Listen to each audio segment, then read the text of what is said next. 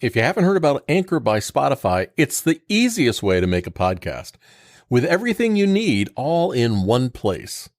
Let me explain. Anchor has tools that allow you to record and edit your podcast right from your phone or your computer. When hosting on Anchor, you can distribute your podcast on listening platforms like Spotify, Apple Podcasts, and more. It's everything you need to make a podcast in one place. And best of all, Anchor is totally free. It's my platform of choice. I love Anchor. So download the Anchor app now or go to anchor.fm to get started. 1, 2, 3. Hey, you're back with Steve Rhodes, the Get Out of Debt guy, and Damon Day, the stupendous, amazing debt coach. Today we're answering some of your reader questions, and Damon this time has filtered them out. So Damon, hit us with them. When you said stupendous, I thought you were going to say something else. So yeah, I went through and Steve had asked me to gather a couple of reader questions that we could talk about on the podcast today. Because quite frankly, we're kind of out of ideas because when it comes to debt and getting out of debt, there's only so much you can talk about, and where you just start recycling the same information. But, some people need to hear it multiple times. So the reader questions. That's a great point because I've been doing this 30 or 40 years, 30 years now, something like that, helping people with debt. It is the same issue around and around and around again. And I get it. I mean, people are embarrassed about their situation. Nobody wants to reach out, talk to a friend, have a potluck dinner and have everybody look at their, it's very intimidating. Yeah. But everybody just reinvents the wheel day after day.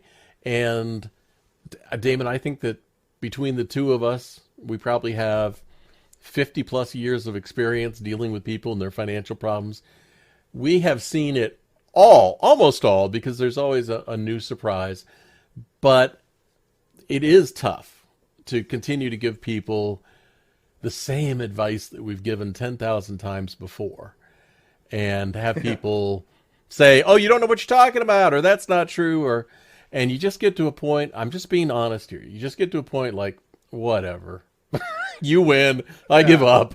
Yeah, like someone will ask a question, and there's no stupid questions. We appreciate the questions, but sometimes it gets frustrating when they'll ask a question, and it's like, I've answered that question 50 times. There's 50 articles on the website about this exact same scenario and what to do, but that's okay.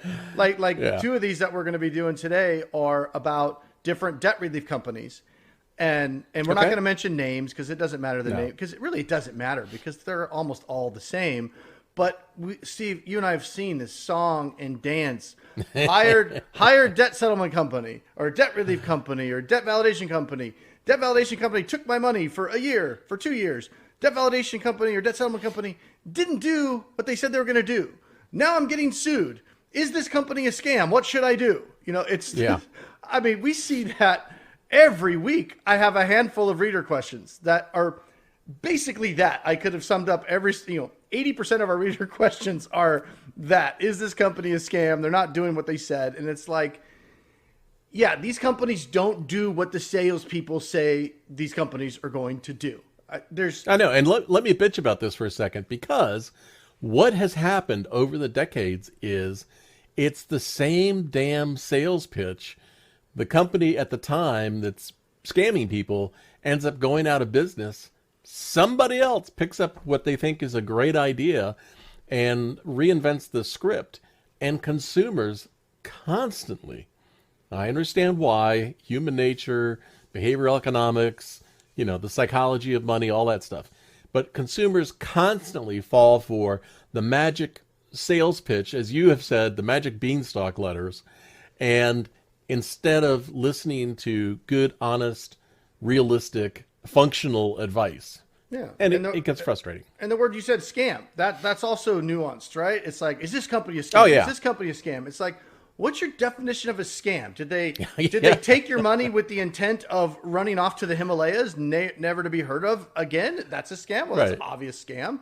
A lot of these companies aren't that. Some of them are. But is it, hey, they sold me this service under false pretenses, or I thought this was going to happen, or I was led to believe this was going to happen, but that's actually not what's happening, and now I'm out $10,000. But maybe they did exactly what their contract said they were going to do. You just didn't read the contract. So is that a scam? Or I don't know. Here's the other variation.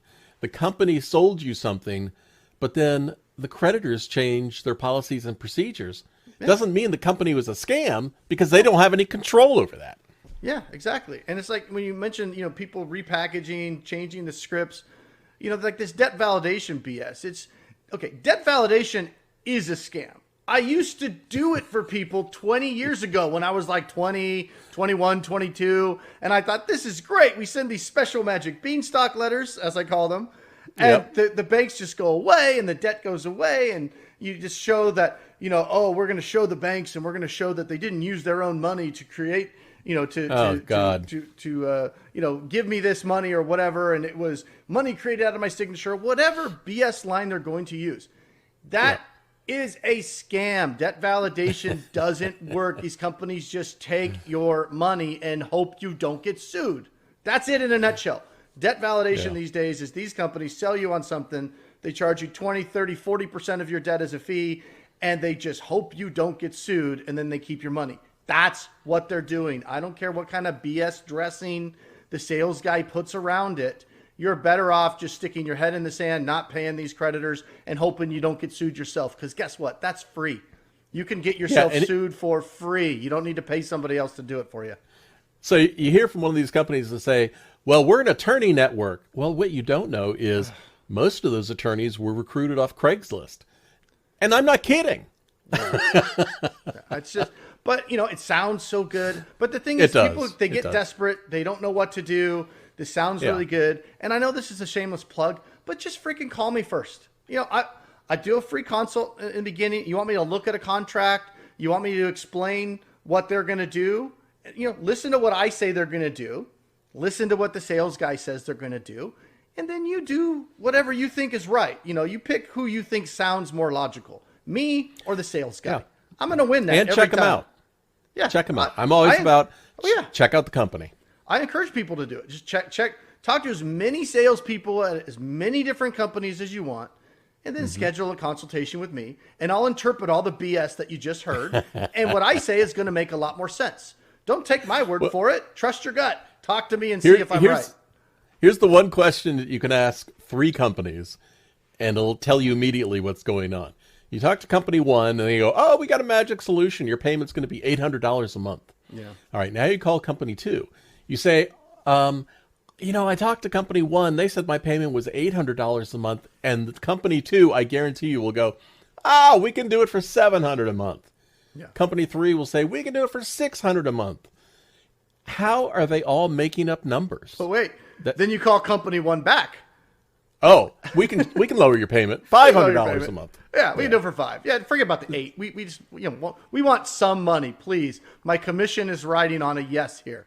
Stupid. All right, let's get through the reader questions. All right, first reader question is actually it's not a fun one. It's more of a PSA about American Express, right? Oh, okay. Steve, oh my God. How many times have we seen a reader question over the years about American Express just taking their ball and going home?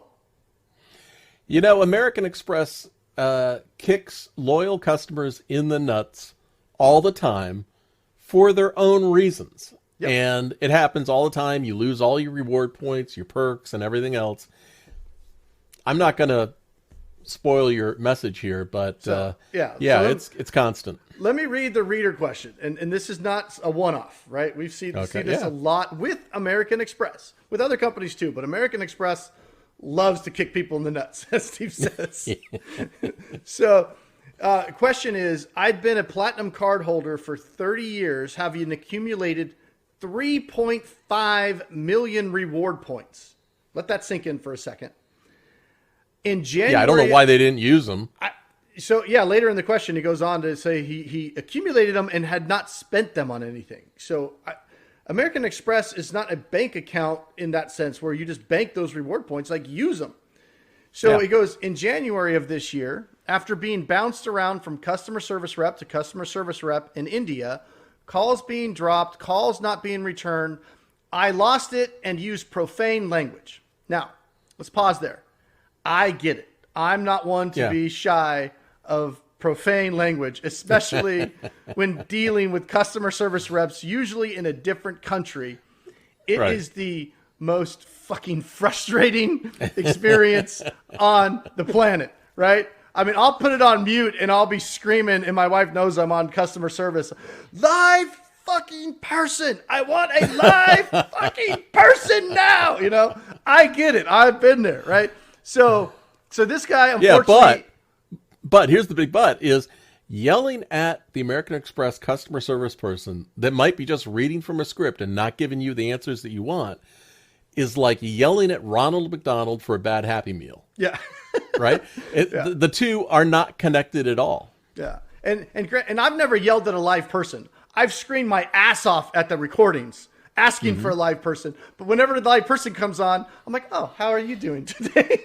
I flush it. I'm like, okay, I got a live person. Because I know yelling at them is never going to get you what you want. And it's not their fault. They're just doing a job. So you don't ever yell at the case of American Express, it's going to turn around and hurt you. And it violates my number one rule that I try to live my life by, which is don't be a dick. That's a good life philosophy. I understand you're frustrated, but yelling at that hourly wage employee in some foreign country, never get you what you need. Yeah, no, it's never. So I've never yelled at a live person. I've had some frustrating and I wouldn't say aggressive, but very stern, like here's what I need to happen tones. But I've never yelled or cussed at an actual live person. It's just I do it out of frustration when the recording's on, in hopes that some executive somewhere might hear that recording and change their policy, right? Absolutely. I'm affecting change in the world. So anyway. Well, I have to confess, I did lose it one day with a live person on customer service because I had called a creditor and was speaking to somebody where English was their third language. And I asked the person's name and they said, John Doe. And I was like, okay, yeah, right. And I said, can you transfer me to your manager? And he goes, please hold for John Smith. And I went, oh, come on. All right. So for the record, that's Steve's calm version of losing it. Because I think anybody that's ever heard one of our podcasts could definitely imagine me losing it. But Mr. Calm, Cool, and Collected Steve, yeah, his version of losing it is, oh, come on. Come on! Gosh darn it! So, all right. So he used profane language, unfortunately, out of frustration. And then he goes on to say, within an hour, my account was permanently closed and all my points, my 3.5 million points, were confiscated. Gone. Yeah. I was under Now, here's where, I was under psychiatric care due to a job. American Express doesn't care about any of this stuff. I was under psychiatric care due to job loss of the pandemic, and the medication dosages were not correct. My psychiatrist stated such in a letter so he even went as far as have his psychiatrist write a letter to American Express to try to get his points back. It's an honest mistake. He probably, after he did it, knew he shouldn't have done it. Now he's unfortunately paying the price. But I mean, I got to give props to this reader of getting a letter from a psychiatrist like, hey, I really need to get these points back. Right. And it says, Amex did not even bother to respond to me, despite having written to them over 30 times.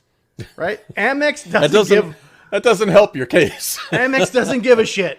They don't care. It just went, boom, you're done. You cussed at one of our employees, and boom, you're out. It doesn't matter that you've been a customer for 30 years. As far as Amex is concerned, they have 3.5 million reasons to not reinstate your account. Like, why would they? Because they just banked all that.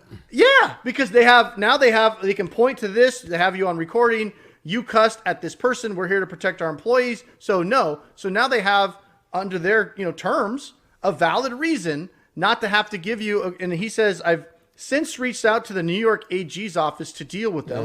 The AG's not going to do anything. No. I also didn't provide consent to be taped and now live in a two-party consent state to be taped. And he says, do I have a leg to stand on in court to obtain the value of my points, which he says is worth $70,000? Steve, well, not only does he have a leg to stand on, no, he needs a wheelchair. Oh, man. He had no legs to stand on in this one. Now, American Express, any credit card, but American Express is really aggressive about this. You have to think about your credit card. You didn't earn it. They gave it to you. This is like when I was a teenager one day, we were playing football, and honest to God, my friend took his ball and went home. Game was over. Yeah. So this is the same thing. American Express just says, it's not us, it's you, and takes their card back, and too bad, so sad. I mean, it's not your card. Yeah, you made a mistake, you got frustrated, and you gave American Express an excuse to make $70,000. Yeah. Now, here's another thing that we've seen with American Express, too, is people who have not yelled at customer service reps have been good customers, and all of a sudden they get the message one day, boop, we're done with you. That's within their right. They can terminate any account they want at any time for any reason. It's not you personally. The computer just spit you out. They don't want you anymore. And why can they terminate it, Steve, at any time?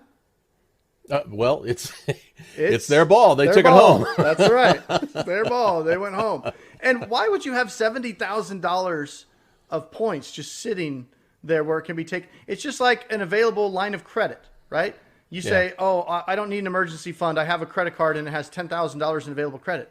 Well, with the stroke of a pen and one letter, they can send you and they say, hey, we don't want you to have this line of credit. That's our ball and we're going to take it and we're going to go home. You're not entitled ever to that line of credit. And the same with the points. If you start looking at the contract, it'll say, these points have no cash value, right? So you can't say that's $70,000 they've taken from me. So you have no leg to stand on in court. They didn't do anything illegal by terminating your account. In fact, I have written about this time and time again in the fine print of the cardholder agreement that American Express cardholders sign. It says that you can ask for your account to be reinstated. You're going to have to pay a fee and you're going to lose all your points. And then, maybe we'll reinstate your account. You're going to start from scratch. But the cardholder agreement tells you exactly what they're going to do, and then they do it. So big takeaways with American Express. Don't fucking cuss. Don't be a dick. Don't be a dick. And don't leave all your points sitting on the card. Use them while you have them. I mean, they're not earning interest with American Express. Use them. Get some damn gift cards. Hell, I could have used some $70,000 worth of Home Depot gift cards. That would have been great. Yeah. I got to build a bed for my son. Send me down a couple thou. All right. What's the next one? So the next one, actually two lumped together, which ties back into what we were talking about at the beginning of this podcast, which is these debt relief companies and how they just don't ever do what they say they're going to do. So this one really makes me feel bad. I've actually sent an email to this reader to see if I can help her out here because she's in a tight spot. And it's a fairly long question, so I'll paraphrase a lot of it. And I'm not going to use the name of the company because the name of the company does not matter. If it was just like one off here or one off there, but they're all the same for the most part, So she said, started with X law group, and there you go, the law group. Oh, they're a law group. Started with X. I know who they are. No, you don't. No, you actually don't. This is a different law group. Oh, it's a different law group? Okay. Different law group. This is a different law group, not the one you're thinking of. Okay. But all the law groups fucking suck. Yeah. And here's the funny thing, like 75% of the people who call themselves law groups are not attorneys. Yeah. I have an attorney on my case. I've had people I've talked to said, I've got an attorney working on that problem for me. I'm like, oh, really? Who's the name of the attorney? Oh, it's such and such law group. And I'm like, yeah, I guarantee you an attorney has never even seen your file and does not know your name. Guaranteed. Right. You don't have an attorney working on that for you. But it sounds good. So she signed up with this law group in 2019, December 2019. It's $390 for 2 years. She's a widow on very limited resources, and they're taking a large portion of her monthly payment to survive. This is all in caps, by the way. Her reader question, the whole thing is in caps. But X company assured me I was doing the right thing to straighten out the debts. They were also note they weren't mine, as they were my husband's when he passed away. The husband's daughter maxed her out. So anyway, she's saying it is what it is. She has the debt in her name. This law group has taken the money every month since December of 2019. She owed approximately $15,000. So they've been taking almost $400 a month from her for the last, almost beginning of 2023 now. So it's 3 years. So for 3 years, they've been taking $400 a month. So isn't that 15,000? No, it's 4,800 times 3. That's $15,000, right? I mean, almost the amount of her debt. I may not be a smart man, but wait. So she hires this company to get her out of this $15,000 in debt. They haven't done anything, and she's paid them almost $15,000 so far. What the fuck? So she says, I've called repeatedly every month with no resolution. Supposedly, she had a Sam's Club card that was paid at approximately $740. She's asked for verification that this was to be paid, but she's yet to receive any paperwork from this law group about a settlement. There was 3 other debts that they were also supposed to deal with. She says, to date, nothing has been paid. It's 3 years now. I've called my bank, put in a dispute for this law group to stop any and all payments. Unfortunately, it's too late now. She's paid all that money. She's made them. Yeah. I mean, she could have, if she could have settled that on her own, basically, for a lot less than what she's already paid this law group. If she only owed 15 grand. Not only that, but if she's a senior citizen living only on Social Security or other types of protected benefits, proof. she could have made no payments. She could have called Helps. Helps, which is a nonprofit law firm. Helpsishere.org. Helps senior citizens for very, very little money. I'm like $20 a month to deal with this and keep creditors at bay. Or if she, as one attorney said recently, she could have filed a peace of mind bankruptcy and for less than a couple grand legally closed the door on this forever and saved herself $13,000. Definitely a lot less than what she's paid. So yeah, she says, her credit and life is in a complete spiral of decline. She's 69 years old. 69-year-old widow, right? Okay. She told her bank that they are unauthorized to take, steal any more money from me, that they breached the contract. She wants all of her money back, which unfortunately she's never going to get. She told somebody at the place named Kevin, or Kevin said that they would negotiate to close the account. Oh, they've offered to give her $1,800 back. Yeah. Basically, here's a go-away fee. We'll give you $1,800 back. Leave us alone. Go away. Stop complaining. And that's the $1,800 back with no resolution on any of her debts. So here she is 3 years later, still owes all the money except maybe a $700 debt on a Sam's Club. And after taking 15 grand from her, they're offering to give her $1,800 back to go away and still deal with the problem that they didn't take care of. Yeah, I mean, here's what she should have done, and she can still do it today. Number one, she could reach out to you, Damon, DAMONDAY.com. Talk to Damon. Number two, she could contact Helps, and maybe she is eligible for some nonprofit law help, and that'll stop things.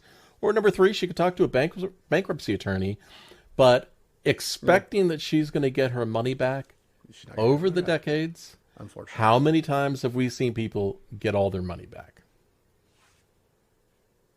Zero. None. Yeah. You can also file a complaint with the Attorney General, the Federal Trade Commission, the Consumer Financial Protection Bureau, and that might result eventually in them going after the company. But when that happens, the companies get shut down, and while refunds might be issued, they're generally... money's gone. 4 pennies on the dollar. I mean, nothing. Spend it all. There's no money there. It's not like they've got millions of... They're not sitting there leaving their American Express rewards accumulated, waiting for the regulators to come in and take it and give it back to the people they stole it from. That money is spent on a 3-day Coke bender, right? That's an inside joke from a law group from back in the day. Yeah. How many years ago was that? We were talking about that law group that got shut down. Yeah, I guess it's more than 10 now. Yeah, and one of you talk about like all the companies that bought Lamborghinis and had their drug dealers come to the office, and it's been unbelievable. Yeah, that was like an insider at that company. It was like a former employer that was talking about the owner of that company is not going to do whatever because he was on a 3-day coke bender or something like that. But I mean, we laugh about it, but this has been going on for decades. And when they get shut down, they change the name and they start up again under a different name, but it's the same bullshit. It's always been the same bullshit. Right? So, I mean, yeah, she's unfortunate. Oh, here to add insult to injury, after she canceled, they tried to take $189 out of her account December 5th, like this December of 2022. Mm-hmm. But luckily her bank declined it because she had contacted her bank and told them not to authorize it. And then here's the best part. She can't get a hold of anybody at this company, right? Been trying for months. Guess what happened after the bank declined the payment? Here it is. Disappeared. No. Only then did X Law Group start call me. So that's the trick. If you've got a company that you're worried about, you can't get a hold of them, stop the payment. Yeah. And we actually had one, I don't know what the end result of this is, but we had that one debt relief attorney did sue her own client over fees. It's ridiculous. The best way to stop these types of things where you have to get aggressive or agitated about trying to get your money back is please be smart on the front end. Please visit my website, getoutofdebt.org. But more importantly, reach out to Damon because you can have a phone conversation with Damon. I don't do phone consults anymore. So go to Damon Day, DamonDay.com. Reach out to Damon. Talk to him on the phone before you make a $15,000 mistake. Yeah. And then just real quick, here's the other one, right in the same vein, signed up with X Solutions. So it's not a law group this time, but it's X Solutions in September of 2021. Paid him $380 a month. He had $42,000 in credit card debt, and they allowed a judgment to be in place after 14 months of payment. And, sometimes that happens in debt settlement. I mean, it's just part of the process, depending on how much money you have. That can happen. Problem is, these sales guys never tell you that up front. They never prepare you for. They don't have any control over what a creditor can do. If you're going to go through a settlement process, it's messy. You can get sued. And the salesperson doesn't even understand what the hell they're selling at times. Yeah, they don't. And that's the problem. That's why people get surprised. Oh, my God, I got sued. It's like, well, yeah, you haven't paid the bill. And that can be part of the process. The way to avoid getting sued is have all the money to resolve and settle the debt right away. But a lot of times people aren't in that kind of position because the sales guy says, oh, don't worry, just save $380 a month and give it to us and all of your problems will be solved. Oh, yeah, well, you can't drag something out for 4 years if the creditors all sue you in 2. So sometimes that doesn't work. So anyway, he's upset that it's not so much I think that he's gotten sued, but it's that they never, I'm going to read now, they never informed me of the litigation until after the judgment was entered. So that's the other thing these companies will do. They'll cut off communication between you and your creditor, and they'll change the address. So all the letters now, instead of going to you, so you're in the loop and you understand what's going on, go to these companies. So you're completely blindsided. I hear stories all the time. People end up with the garnishment without even knowing they got sued. Right. So you'd never want to have a company change the address. You always want, even if the company is going to be helping you out, you always want to be in the loop. You want to be the one, you get the letter, you look at it, and then you can forward it to your attorney or the company if that's the way you want to do it. But that way you always know what's going on, right? So anyway, well, you should have done attorney in air quotes for the people listening to this video podcast on audio. They didn't see that. But this is a good point for me to say, because we're doing this podcast, the Get Out of Debt Guy podcast, in video, and some people will hear it audio only. But if you want to see our two smiling faces, you can go to the Get Out of Debt Guy YouTube channel and leave a comment, subscribe to the channel, and leave a question in the comments, and we'll answer it on an upcoming podcast. If you're listening to the audio podcast, thank you. Be sure to subscribe to that so you don't miss out on future ones. But Damon, is there anything else that you want to add before? Yes. Shameless plug for our new project, the Penny Stupid Project over on YouTube, where Steve and I are testing all the side hustles and making more money, more. So if you're in debt, that can help you. In Damon's spare time in his first month, he was driving for Lyft and did what, $6,000? $6,000 in the evenings driving for Lyft. There is money to be made. Yep. So you can also visit us at pennystupid.com and learn about the side hustles that we're reviewing. But there's lots of information out there. We're here to help you.